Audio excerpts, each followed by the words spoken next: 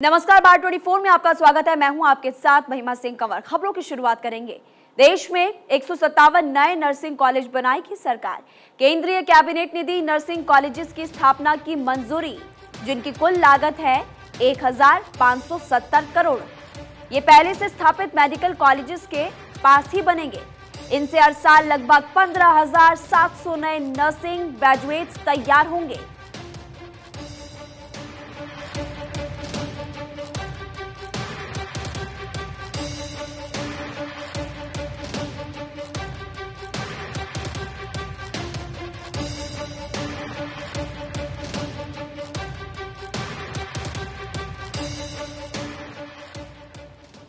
राष्ट्रीय चिकित्सा उपकरण नीति को मिली मंजूरी। केंद्रीय मंत्रिमंडल ने राष्ट्रीय चिकित्सा उपकरण नीति 2023 को मंजूरी दे दी है। इससे उम्मीद है कि पहुंच, सामर्थ्य, गुणवत्ता और नवाचार के सार्वजनिक स्वास्थ्य उद्देश्यों को पूरा करने के लिए चिकित्सा उपकरण क्षेत्र के व्यवस्थित विकास की सुविधा होगी। अगले 5 सालों में इस क्षेत्र को मौजूदा 11 अरब डॉलर से बढ़ाकर 50 अरब डॉलर करने में मदद मिलेगी। ये बात कही है मनसुख मंडाविया ने, जो कि स्वास्थ्य मंत्री है।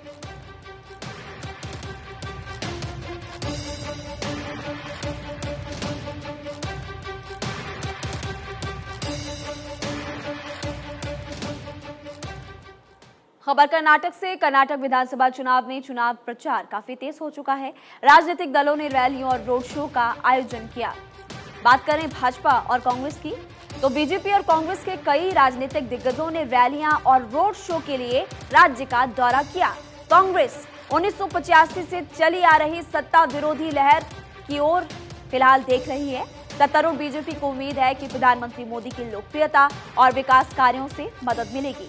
सूत्रों ने कहा कि प्रधानमंत्री मोदी 28 अप्रैल को चुनाव प्रचार शुरू करेंगे। प्रधानमंत्री मोदी 6 दिनों में 15 जनसभाएं और रोड शो भी करेंगे। उधर आपको ये भी जानकारी दे दें कि केंद्रीय मंत्री और राज्यों के मुख्यमंत्री भी पार्टी का प्रचार जरूर करेंगे।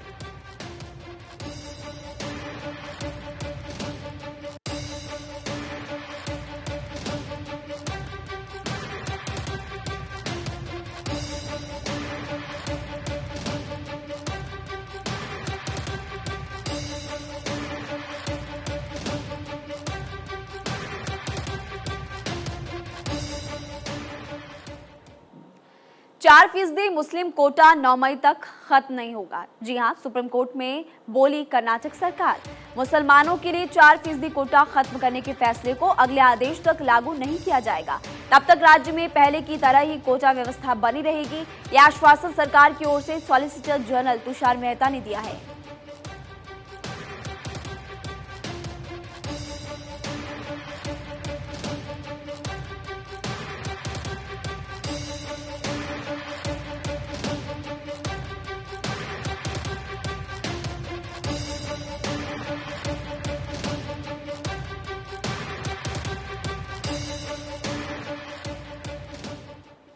विश्वनाथ पटनायक ने मंदिर निर्माण में दान दिया। दरअसल यूके में जगन्नाथ मंदिर निर्माण के लिए विश्वनाथ पटनायक ने दान किए 250 करोड़ रुपए।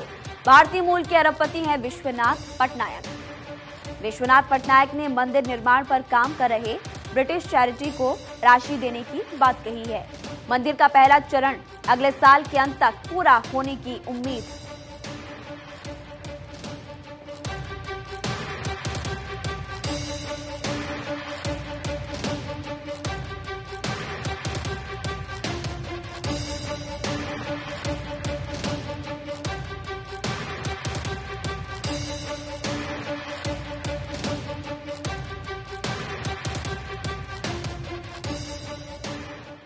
अगली खबर नई दिल्ली से। Shri Ram college of commerce में समारोह का आयोजन किया गया। इसके बारे में आपको जानकारी देंगे। प्रथम अरुण जेटली मेमोरियल डिबेट पुरस्कार समारोह में बोले उपराष्ट्रपति।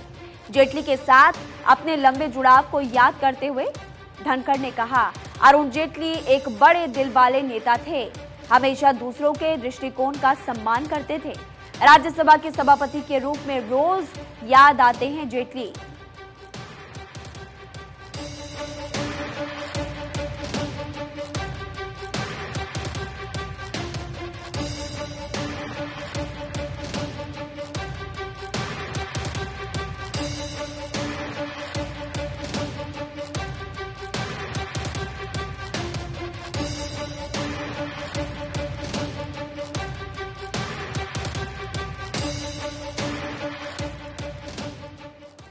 और देखिए, एक निजी टीवी चैनल के कार्यक्रम में प्रधानमंत्री नरेंद्र मोदी ने क्या कहा, अब उसके बारे में आपको जानकारी देंगे।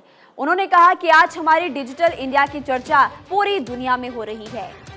फिल्म सिटी में भी चाय और लिट्टी चोखा वाले तक डिजिटल लेन देन करते हैं। कार्यक्रम में प्रधानमंत्री मोदी ने अपनी सरकार के कार्यों को भी गिनाया। भारत को $1 ट्रिलियन की अर्थव्यवस्था बनने में लगभग 60 साल लग गए। साल 2014 तक हम किसी तरह $2 ट्रिलियन के आंकड़े तक पहुंच गए हैं, ये भी प्रधानमंत्री नरेंद्र मोदी ने कहा।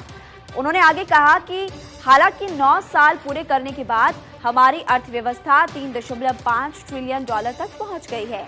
आज सरकार इतना काम कर रही है, जमीन पर लोगों तक लाभ पहुंचाया जा रहा है, फिर भी कुछ लोगों को मोदी से इतनी परेशानी क्यों है? ये नाराजगी इसलिए दिख रही है क्योंकि कुछ लोगों की काली कमाई के रास्ते मोदी ने हमेशा के लिए बंद कर दिए, और उन्होंने कहा इसलिए कुछ लोग मेरी बुराई करते हैं।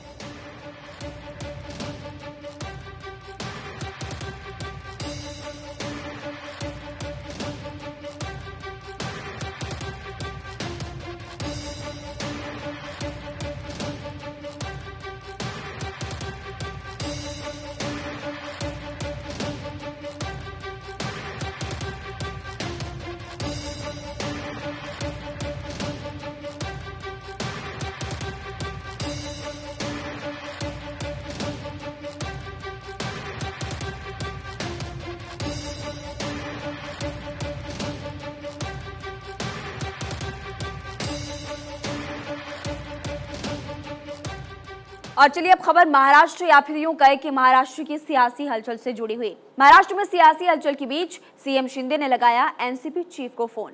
टेलीफोन पर सियासत के दोनों दिग्गजों के बीच ये वार्ता हुई। तटीय रत्नागिरी जिला में बारसू रिफाइनरी के मसले पर बातचीत हुई है।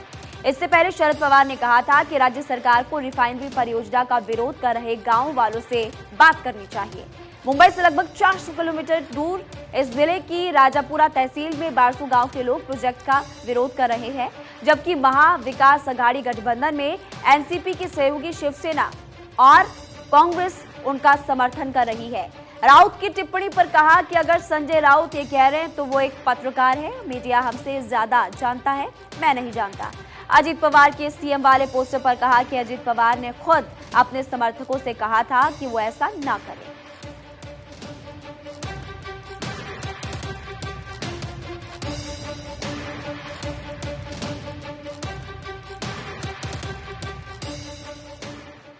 खबर सिंगापुर से है, जहां पर भारतीय मूल शख्स के एक व्यक्ति को फांसी की सजा दी गई। किलो भांग की तस्करी का दोषी था। परिवार ने फांसी के खिलाफ कई बार अपील भी की थी।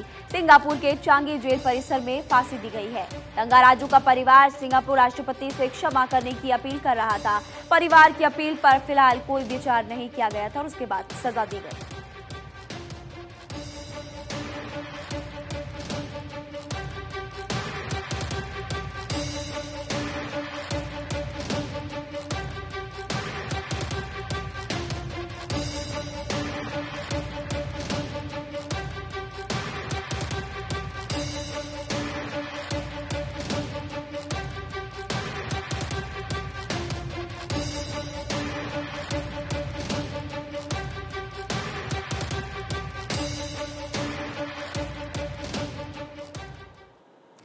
दिल्ली से बड़ी खबर आपको बता दें, जहां पर JW मैरिट होटल पर महिला ने गंभीर आरोप लगाए हैं।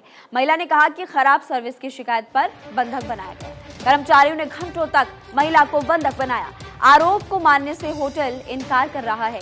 JW मैरिट के प्रवक्ता ने कहा कि हम आरोपों का खंडन करते हैं। मामले की जांच में होटल संबंधित अधिकारियों के साथ सहयोग कर रहा है।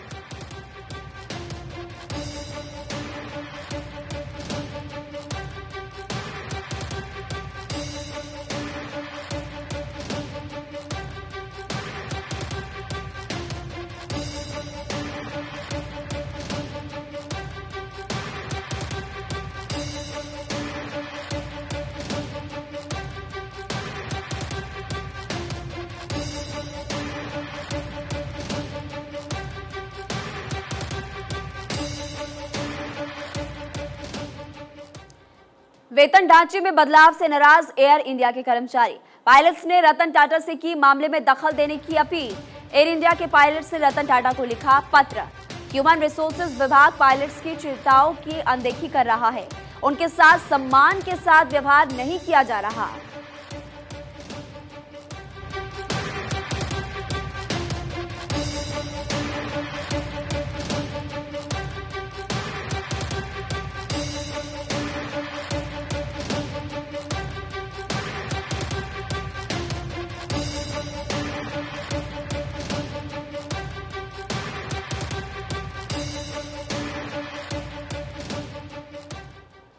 बिहार में जातीय जनगणना से जुड़ा हुआ मामला है, जहां पर 40 महिलाओं का एक ही पति नाम रूपचंद ने कहा।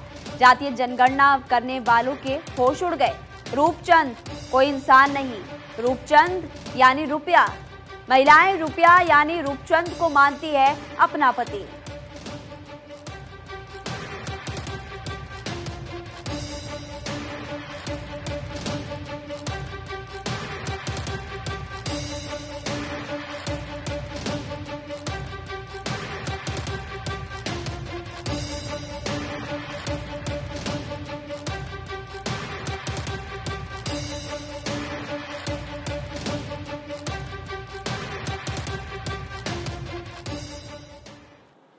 रुक करेंगे अगली खबर का। और देखिए, ऐसे में सवाल है कि आखिर सूडान क्यों जाते हैं भारतीय। दरअसल WR की रिपोर्ट में चौंकाने वाले तथ्य सामने आए हैं। विदेश में कमाई में होता है 120% का इजाफा। रिपोर्ट में कहा गया कि देश में रहकर एक जगह से दूसरी जगह माइग्रेशन करने वाले भारतीयों की इनकम में 40% की वृद्धि होती है, जबकि विदेश में 120% का इजाफा आय में होता है। इनमें सबसे ज्यादा इनकम अमेरिका में बढ़ती है। यहाँ पर 500% की बढ़ोतरी होती है।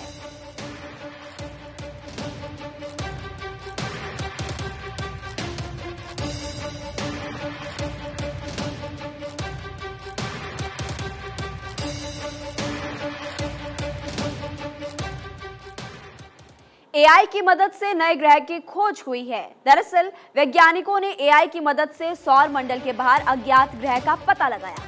अमेरिका के जॉर्जिया विश्वविद्यालय के शोधकर्ताओं ने पता लगाया है।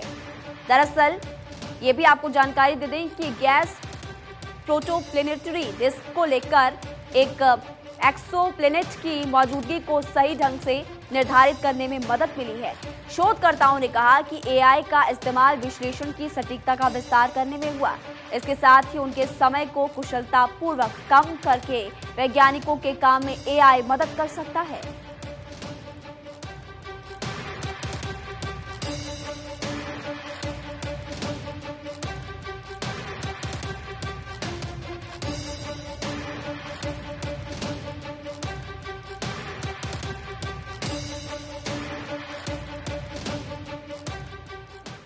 IIT खड़गपुर के छात्र के शव को कब्र से निकालने का निर्देश। साल 2022 में मृत पाया गया था IIT खड़गपुर का छात्र। हाईकोर्ट ने कब्र से खोदकर निकालने का निर्देश दिया है। यह निर्देश कोर्ट द्वारा नियुक्त की गई फॉरेंसिक टीम के निष्कर्षों पर आधारित है। टीम ने मंगलवार को कोर्ट के सामने प्रारंभिक रिपोर्ट प्रस्तुत की, जिसमें कि उन्होंने पोस्टमार्टम में अंतराल को लेकर सवाल उठाए थे। अदालत के आदेश में उल्लेख किया गया है कि नए पोस्टमार्टम का निर्देश फॉरेंसिक रिपोर्ट के 3 प्रमुख निष्कर्षों पर आधारित है, जो पिछले साल अक्टूबर में किए गए पहले पोस्टमार्टम में खामियों को दिखाता है। अदालत का ध्यान इस तथ्य की ओर आकर्षित किया गया था कि जिस कमरे में छात्र का शव मिला था, वहां के मांस को सुरक्षित करने वाला केमिकल मिला था।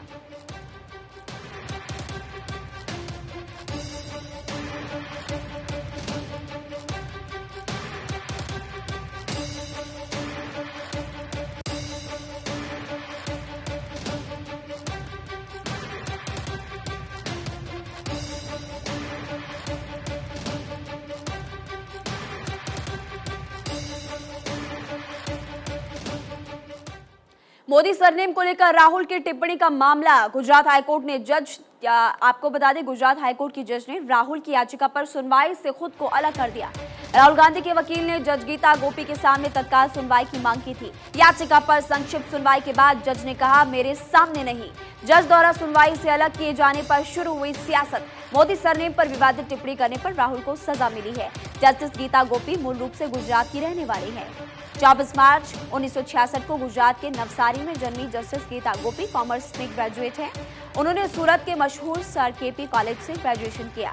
इसके बाद नवसारी के दिनशाह डबू लॉ कॉलेज से कानून की डिग्री हासिल की।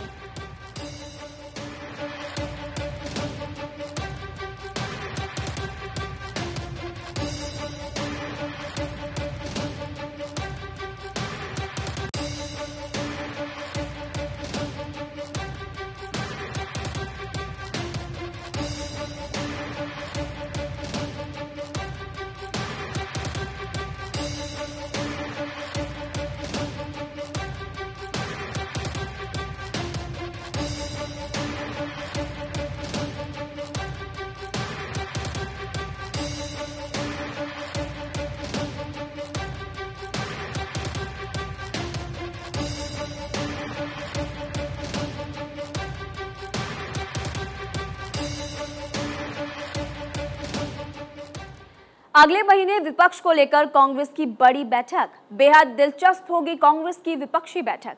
क्या कभी सफल होंगे विपक्षी एकता के प्रयास? पुराने इतिहास से तो फिलहाल ऐसा नहीं लगता। इससे पहले एमके स्टालिन 2 बार एक मंच पर ला चुके विपक्ष को। एकजुट विपक्ष को लेकर केसीआर भी प्रयासत है।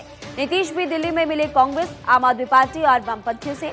ममता और अखिलेश से भी नीतीश कुमार की मुलाकात हुई थी और विपक्षी एकजुटता को लेकर कांग्रेस बैठकों में फिलहाल नजर नहीं आ रही, यानी कि ये हम कह सकते हैं कि कांग्रेस बैठकों से पिछड़ी हुई है। हालांकि संसद सत्र से ही खड़गे बना रहे विपक्ष की स्ट्रेटजी। पहली बैठक में किसी मोर्चे के धरातल पर उतरने की उम्मीद फिलहाल कम नजर आ रही। क्या यूपीए से बाहर की विपक्षी पार्टियां कांग्रेस की बैठक में शामिल होंगी? विपक्षी पार्टियों के सुप्रीमो आएंगे या फिर डेलीगेट्स भी भेजेंगे? ममता, केसीआर, केजरीवाल, अखिलेश की कांग्रेस से फिलहाल दूरी है। क्या कांग्रेस के पुराने सहयोगी या फिर यूपीए के घटक दल इसमें शामिल होंगे? पिछले दिनों केसी वेणुगोपाल ने उद्धव ठाकरे को कन्विंस किया था कि एमके स्टालिन, तेजस्वी यादव, हेमंत सोरेन और शरद पवार इस बार शामिल होंगे। ये सबसे बड़ा सवाल है। आखिर क्या स्वतंत्र विपक्ष के पैरोकार नीतीश कांग्रेस की बैठक में होंगे शामिल, या फिर नीतीश की जगह जदयू के राष्ट्रीय अध्यक्ष जाएंगे कांग्रेस की इस बैठक में? हालांकि अभी कांग्रेस की विपक्षी बैठक की तारीख तय नहीं हो पाई है। क्या कांग्रेस कर्नाटक के चुनाव नतीजों का इंतजार कर रही है?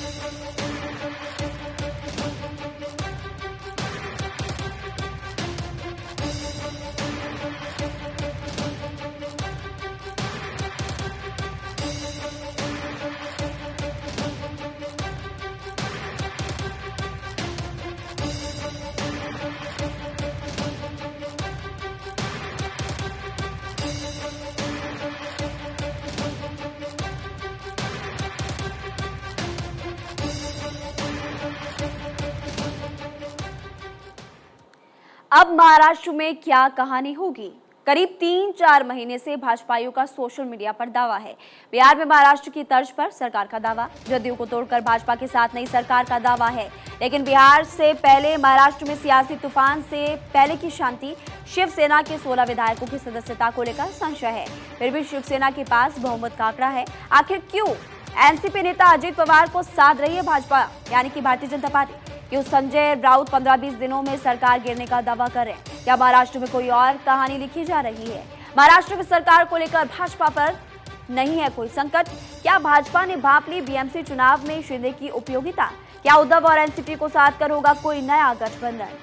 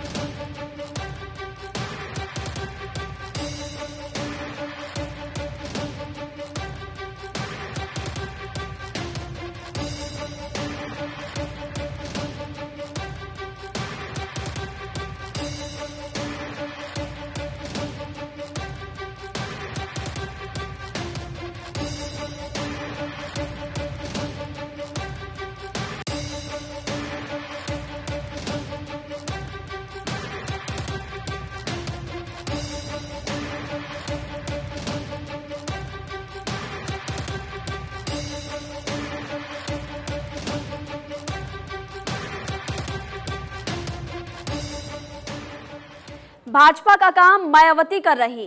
बिहार में पूर्व सांसद आनंद मोहन की रिहाई, जदयू और राजद सरकार का इंतजार समाप्त।